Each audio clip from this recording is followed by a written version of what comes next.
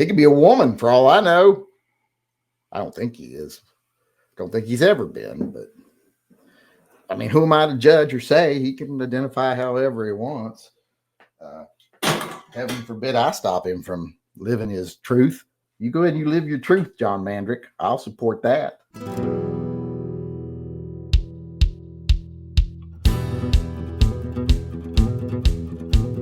Hey everybody, welcome to Shooting the with Yankee. As always, I'm Yankee, so let's start shooting. Today's topic has to do with something that we all hate. It's failures with our handguns. What I want to know is, what do you think is the most common failure? Either catastrophic or correctable, because that's what you can really break most failures down into, is those two categories. What in your experience is the most common failure?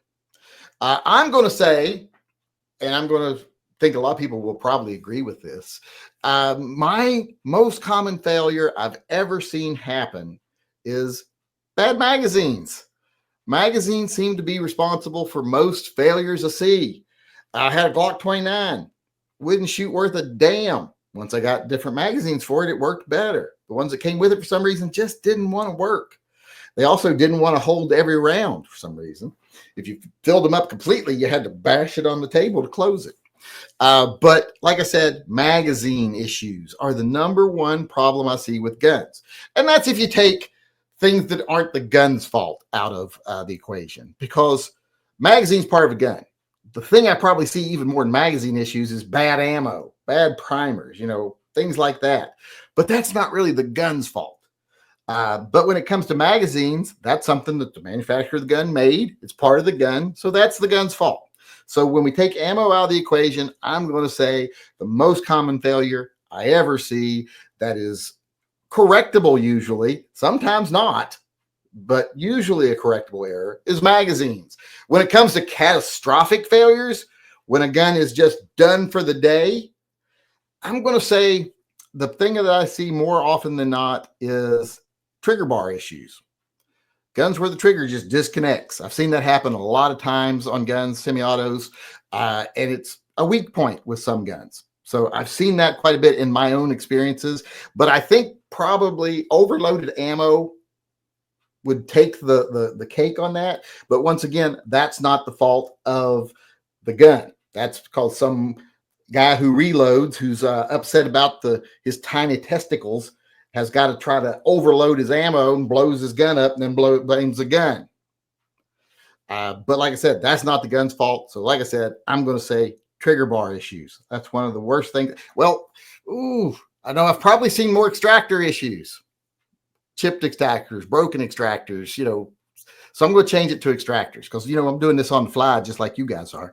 So there's my answers, both catastrophic and correctable. Let's see what other people got to say over here. Heavy J says failure to feed, limp wristing. Well, limp wristing's not the gun's fault, but that would, I guess, be a thing about the gun, because some guns are just not good with limp wristing. Glocks aren't particularly good with limp wristing a lot of time. If you've got specific Glocks, there's some of them that aren't real good with limp wristing. Poor ammo. Yeah, the ammo is probably the number one. But it's like, you can't really blame the gun for the ammo now, can we? Dale Riggedy said magazine malfunctions. That's exactly what I said. Magazines. I see more problems with magazines. I've had more guns that didn't work well till I replaced the magazine than any other thing I could ever think I had to replace on a gun to get it to function. Magazines, especially a lot of these higher end Gucci guns. It's like a lot of times they give you the worst fucking magazine, at least in my experiences. Ghost Shadow, most common failure with firearm I have seen is ammo failures. Second most common is spring failures, then sear failures. I'm not sure what type of sear he's talking about. Is it like a double action sear, or is it a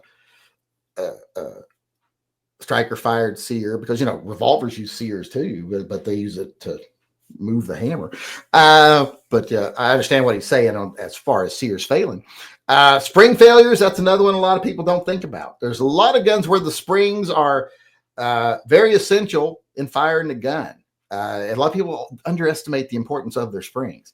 Now, in semi-automatic, springs are more important because they're controlling the speed of the slide, etc. Whereas in revolvers, they're more, if it has a spring for the hammer, that and not a leaf spring, like Smith and Wesson's use leaf springs and stuff. Ruger's use the actual spring.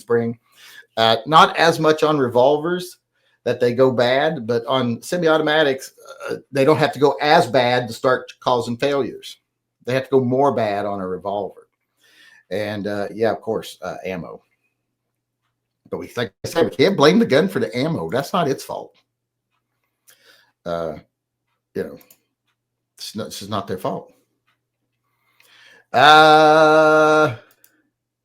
Heavy J says, shooting steel case in revolvers, seen them lock up. I'm not sure why steel case would make a revolver lock up, but I don't know if that would be the problem, because steel case is usually not a problem in revolvers at all, because the only reason steel casing is a problem in most guns is because it's hard on the extractor. And I guess hard on the ejector also. But I don't really ever see them. I mean, maybe if you got bad ammo and you bulge a primer or something, but I don't really ever see them cause. So that's a new one to me. But Ghost Shadow says, I reload and only a jackass to you. And notice he didn't say he doesn't have tiny testicles. John Mandrick, failure to feed or extract are the ones I've had the most. And one of those, failure to feed, is usually a magazine issue. And it could be a spring-related issue, something moving too fast or too slow. And the extractor, that's just a part of the piece itself. And when you got that little piece, it's got that little hook on it. A lot of people mistake the extractor and the ejector. They get them confused. The ejector is that little pointy piece at the back that, when the bullet is being extracted from the chamber with the extractor, it pushes it, out the gun. It's a little piece it hits and it pushes it out the gun. The extractor is the little piece with the hook on it that actually hooks the side of the casing and pulls it out when the slide goes backwards. They can become dinged, banged, or the spring can be bad in them and just not function properly. So it could be another spring issue. Ghost Shadow says spring failure caused light primer strikes in semi-autos and revolvers. Failure to feed, failure to eject, failure to hand to rotate cylinder. I don't know about springs stopping the hand, because the hand is usually attached directly to the trigger. So I'm not sure about that one. I mean, I guess in some guns it's probably, there's the hands that are spring loaded. If the spring on the actual hand wears out, which I've never seen that happen, but I mean, I guess because I don't think they are under that much stress, but that could be a spring issue. Light primer strikes, especially people who will loosen the strain screws on the Smith & Wesson revolvers to make the trigger lighter and the hammer easier to pull, and then they're getting light primer strikes. But that's not the spring's fault. That's because they're stupid. But spring's got to have the power. And some hammer struts, they have a strut, a spring. Some have just a leaf spring. It's kind of like on a car. Sometimes you have coilovers and other times you have leaf springs, and that's kind of like revolvers. John Baloney Jr. says, I'm an HK guy. I have never had a failure with H and Ks. Shoot them enough, you'll have one eventually. Hope not. I hope you never have one, but eventually you'll have. Anyone who shoots enough will have a failure eventually. It's just the way it is. There's no gun that's 100% reliable. You just got to, because, ammo, other things, human error, everybody has a failure every great once in a while. I had a hang fire, blew my eardrum out. Luckily, I didn't pull the trigger again.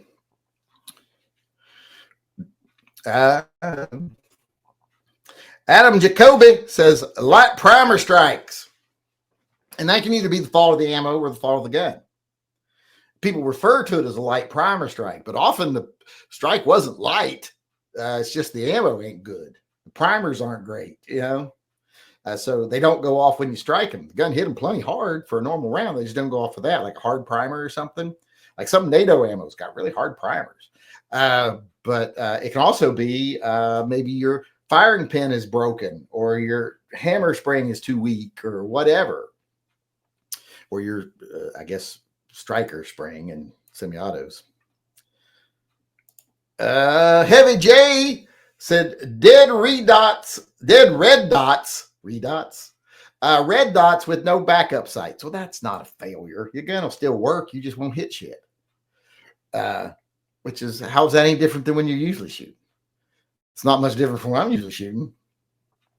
I say, like, I like to have this kind of sight and that kind of sight. And then people watch me shooting. They're like, I don't know, that matters. You're not going to hit it anyway. Well, nowadays I can't really see it very well. And all right, we got one more person weighing in here. Nick Holmes, who said arms core ammo. I think he's saying ammo failure is especially arms core ammo. And like I said, yeah, that is probably the most common failure I've ever seen in any gun is bad ammo. More so in semi-autos, bad ammos cause problems because they don't cycle the gun properly, etc. Usually in a revolver, if the ammo is really bad, you might end up with a squib load or hang fire. But usually when it's causing minor problems, it's in a semi-auto because, doesn't cycle the gun properly. But like I said, that's not really the gun's fault. Now, I guess you could say that is the fault of a semi-auto because it can't handle that when it happens. Whereas with a revolver, you can pull the trigger and go to the next round. I think that'd be stretching it a little bit. There was one more answer here. That was John Bologna Jr. again says, I've had failures with many other semis, but never my H&Ks or my FN. I don't know if there's ever a type of gun that I've got guns I've never had failures with, period. I've never had a failure with a Smith & Wesson revolver that I know of other than like ammo-related stuff. I've never had failure with a Colt revolver. I've had failure with Colt 1911s. I had a failure with a Ruger GP100 one time, a catastrophic failure. No, it wasn't a GP100. Well, it was what do you call those things? What was it? Not the GP100. It was the no, it was a Taurus. It was the Taurus. What are they called? Oh, I forget the gun, but I took it out to the range. This was at Larry's Gun and Pawn in Huntsville, Alabama. Bought this gun, took it out to the range. First round I fired down the barrel was fine. Second round I fired down the barrel. The barrel went shooting down the range with it. And Larry just died, I just heard. I would assumed he was dead a long time ago. Someone just told me the other day Larry from Larry's Guns and Pawn died. He wasn't a youngster when I was shopping there. And I was, and I ain't now. So he must have been really old. But that's it for today. Thanks, everyone, for participating here in the chat. How about you out there in YouTube land? What do you think are the most common failures for handguns? Both catastrophic or correctable. You take your choice. Do both, one or the other. Let me know in the comment section below. And if you want to weigh in on one of these chats in person, come to our live chats. We do them every day at 6 p.m. Every day without fail. I don't think I've missed 2 or 3 days in the last 5 years. So come on in, let us know what you think about the topic of the day, and stick around because we always do. We usually almost always do, if there's people participating, an after chat where it's open chat. You can ask whatever question you want to ask. So bring whatever topics you want to bring. And with that, I will say I hope to see everybody again tomorrow. Until then, remember, always carry and stay safe until I see you again.